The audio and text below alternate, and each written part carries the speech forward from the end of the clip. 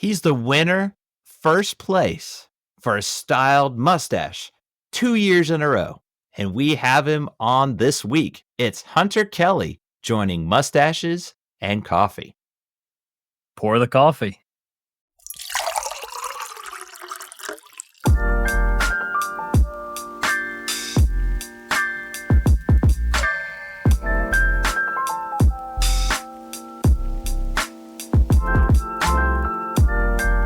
Top of the mustache to you, and welcome to another episode of Mustaches and Coffee.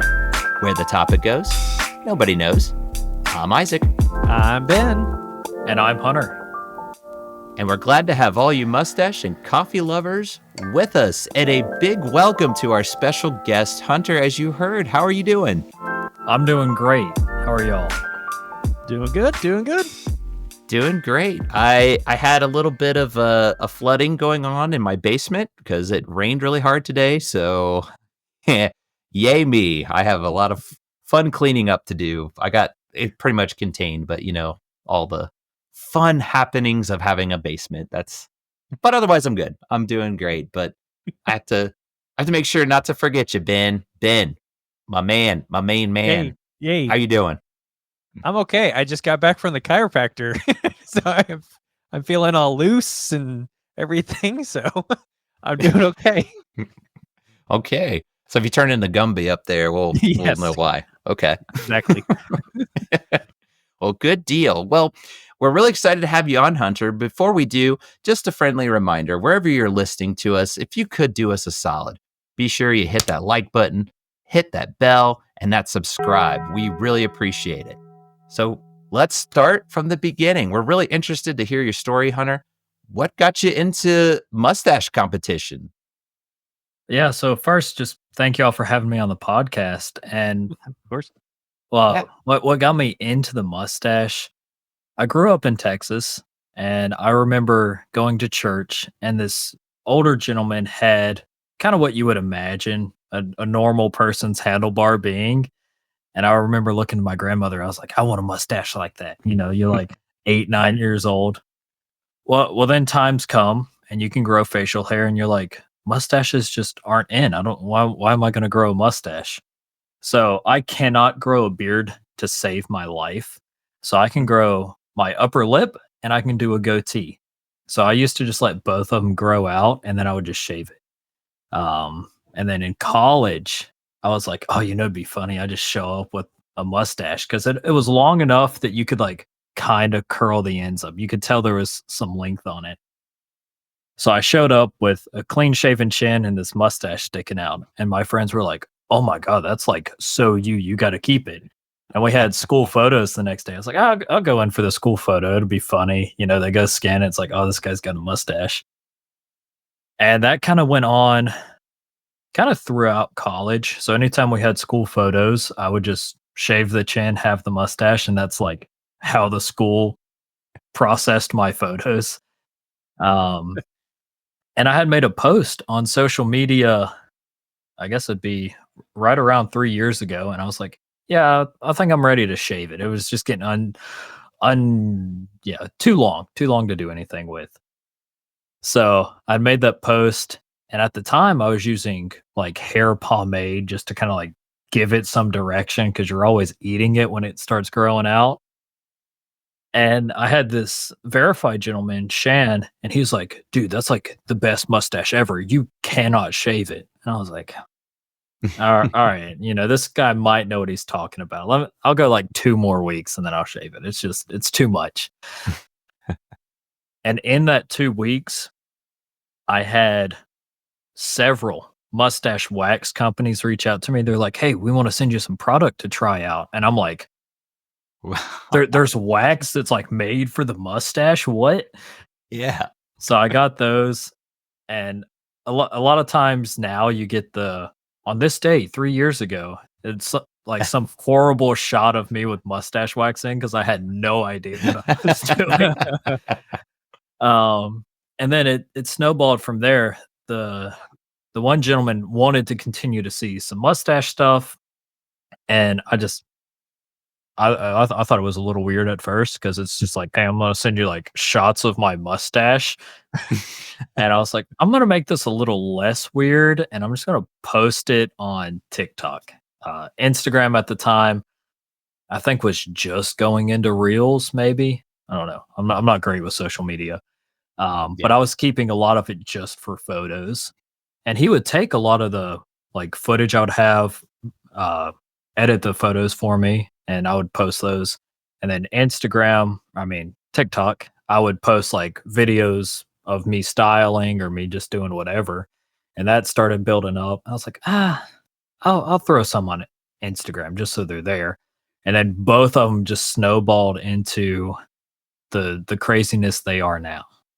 And that's kind of the shorter version of how I got to this part of my mustache. Wow. That's pretty cool. So you actually owe that one friend of yours that said don't shave your mustache for Oh, all I of that. tell him all the time. He'll comment or we'll reach out. I don't reach out to him as much as I should, but I'm like, if it wasn't for you, I would not have competed at the first nationals I went to, and I would not be doing it now because this is a lot for a lazy kid like me. I don't like taking care of it. There's some days, especially when it was first growing out, I would have my razor and I'm just like, I could be done with this and not have to worry about it. Um, but I think I've crossed that bridge. There's just no going back now. Oh I yeah. joke around with it because some of the guys are very serious about their mustache. I know, like Bob, when you name your mustache, that's serious dedication. Oh, Um, and some of the other guys like Levi and Q, they are so attached to it. And for me, it's just like, I mean, it'll grow back. I'm stoked to have it and stoked to know what it's done for me, but to be that attached to facial hair, I mean, my hairline's already atrocious, so I'm gonna be bald, whether it's just clean shaven or not. I understand that. Yeah. I've got bad line up there too, but that's really cool. That's a great story. So, how does the judging work in terms of mustache? So, if I was a judge, what would I be looking for to judge your mustache at a competition? So it would depend on the category, on what you're judging for. So each mustache category at nationals, there's 7 different categories of mustache, and you would just look at the description of it.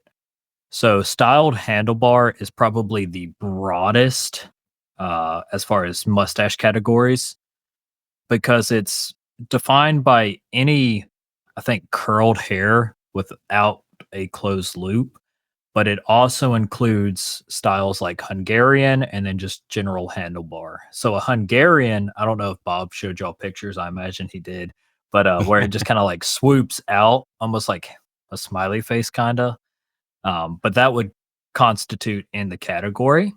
You cannot have hair that exceeds 3/4 of an inch past the corner of your mouth, and you can't have hair below the corner of your mouth. So you would look at kind of the general guidelines there, and then going into the facial hair, you would see how the hairs are shaped. Some judges look at it differently. The way I like to kind of predict judging is just how well it presents. Mhm. So let's say my mustache shape is the exact same as someone else's, but I have like 10 pounds of wax in and you can see the wax from across the room. Odds are I'm probably not taking home the win. So making sure it's a nice style, a nice presentable look. Um, that's really what you look for. And then just making sure it hits those criteria as far as the category goes. Awesome. Very cool. That's that's good to know because I always wonder what the judges what they're really looking for, but that makes sense. You want to have probably as little bit of wax and because practically anybody could probably just completely fill their mustache with wax and make it go the way they want it. So that makes a lot of sense. I like that's something to keep an eye on because we're starting to follow some of these mustache competitions more. We've been familiar, but we appreciate uh, what you've been telling us and other guests that we've had on. I'm interested. I got kind of a two question for you. So we mentioned a few of the awards you've won, but what are some competitions that you've also placed in that you've won, and what are So sadly, I am too busy to do a ton of mustache competitions.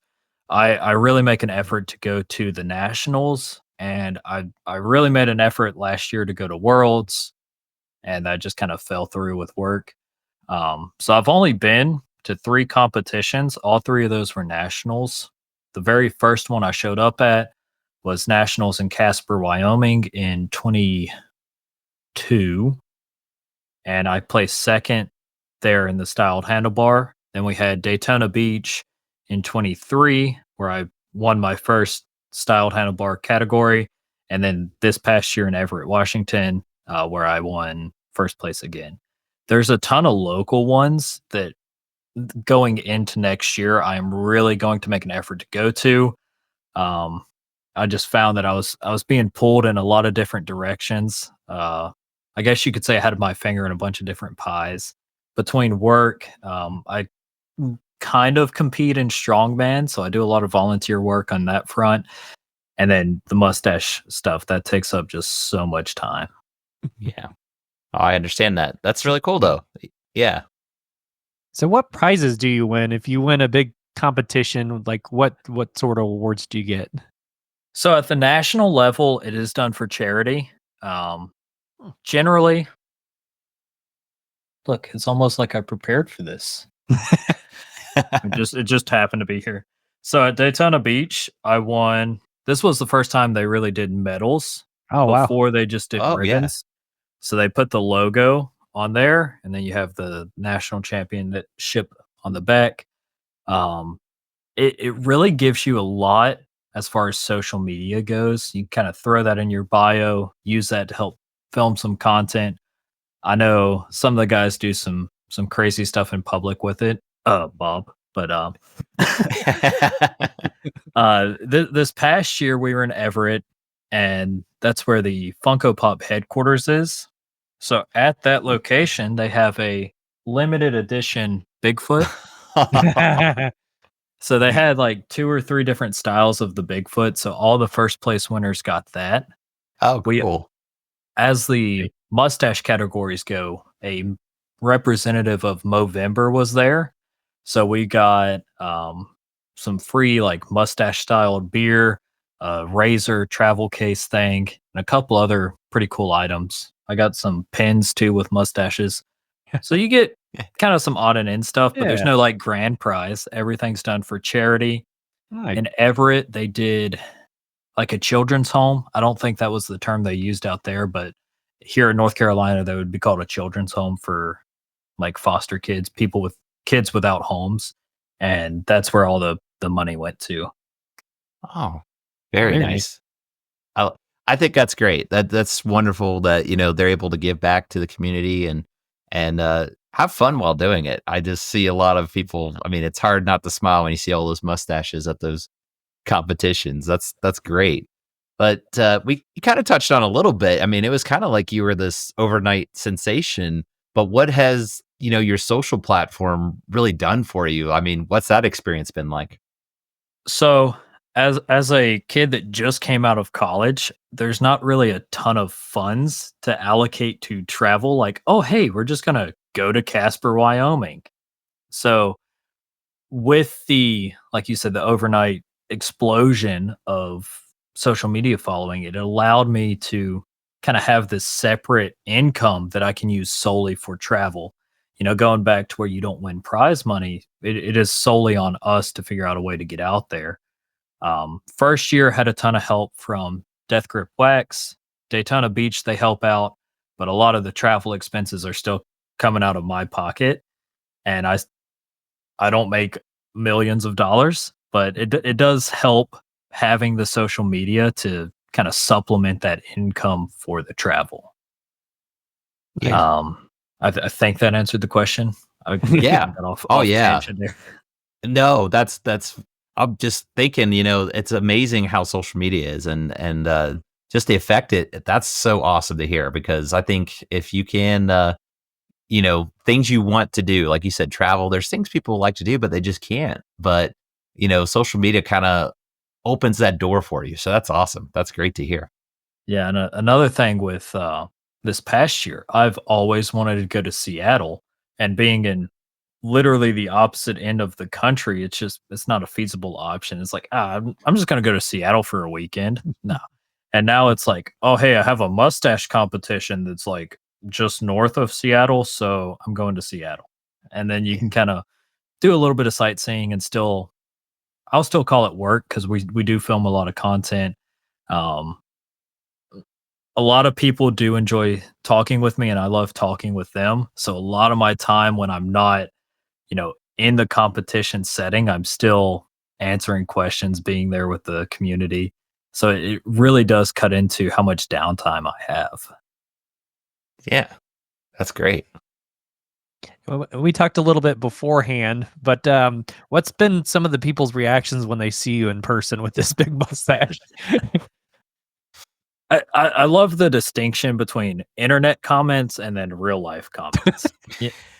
You can scroll through any number of my videos and just look at all the hateful comments. I learned to just laugh at them a long time ago. Because when you go out in public, the only people that will stop you are people that are baffled by it. I mean, I can wake up at 4 o'clock in the morning, throw a loose curl in it, go to the gas station, and the clerk will be like, "Oh my god, that's like the craziest mustache." And then you can always make it a talking point from there, like, "Yeah, it's a 2-time national championship mustache," and then you can go down a rabbit hole. One of my favorite things though is when kids come in. It happened today. I was in the grocery store, and this little kid, I don't know, 4 or 5, old enough to talk. And I know that I was telling y'all before where it's like right before they know like not to point people out in public, and you'll see like the little finger point at you, and they're like, "So mustache." And then the mom will be like, "Yeah, I saw it, but you're not supposed to point." And I'm like, "It's okay." And if it's a natural mustache, I'll do all sorts of crazy stuff with it. I'll take it, I'll tuck it behind my ears. I'll have babies like in strollers just staring at me, and I'll just tuck it behind my ears. I can like jiggle my mustache, so if it's Oh in yeah. wax curls, I can like shake my cheeks and it like shakes back at them. Younger kids love that. The grown people look at me like this dude's an idiot. You can see them like force their children away from me. It's like, no, dude, don't talk to that guy. He's weird. Those are the ones we tell you not to talk to. But it'll be all the time, and it always puts you in a good mood, whether it puts them in a good mood or not. If it's one of those keyboard warriors that hates on it, and then I like to rest easy knowing that I made someone mad for the day or that I made someone's day. Uh, I find joy in both scenarios. That's That's great. great. I really like that. Yeah. Either way, if you're able to bring joy or make someone be a troll, I think you've done something right. Oh, I think. That's awesome. Well, what we like to do on Mustaches and Coffee, we like to have specific questions. We kind of got a little bit of your backstory, but now we're going to gear questions, what we call universal questions. It's questions that we'll sometimes ask all of our guests, but Ben has been mixing it up a little bit here and there. Oh yeah. But we do it rapid fire style. So Ben's got the questions. I'm gonna throw it to him. All right. You ready, Hunter? as ready as I'll ever be. Do you have any hidden talents? For me to be as little as I am, I like to think that I'm relatively strong. But other than that, my life consists of mustache, weight training, and work. And work is a combination of the both. So there's no like, oh, I can do a double backflip just out of the blue. No, I don't have any crazy special talents. Nice. Do you have a nickname? Hunter, where people just kind of constantly drop the T out of my name. I guess that would be a nickname. Hunter? I have one client who loves to call me the Colonel, despite me not having the goatee like Colonel Sanders actually does. So I get Colonel a ton. or just my name. I don't go too crazy with nicknames. That's awesome. That's very cool. So, would you rather have hands for feet or feet for hands? This is probably TMI, but my toes are abnormally long, so I feel like feet for hands are already what I have. So I'll go with that one. Sounds good. If you could bring home any animal from a zoo, what would it be? Ooh, that's a good question.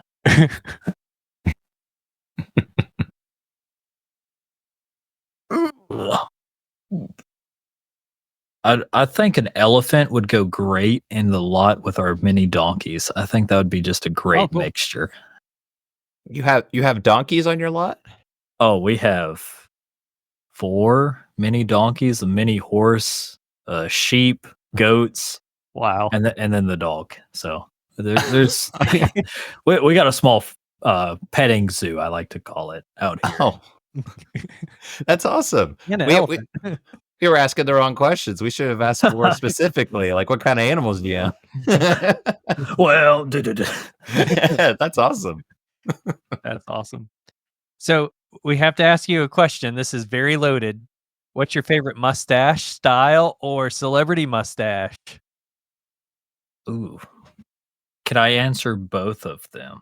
Of course. I think my favorite competition mustache style is the styled handlebar, of course, my category. But I think it's just so open to be able to see what everyone has to bring. You don't have to have a super big mustache. You don't even have to do how I do my handlebars. It just opens it up just to see kind of what the world has to offer as far as mustaches go.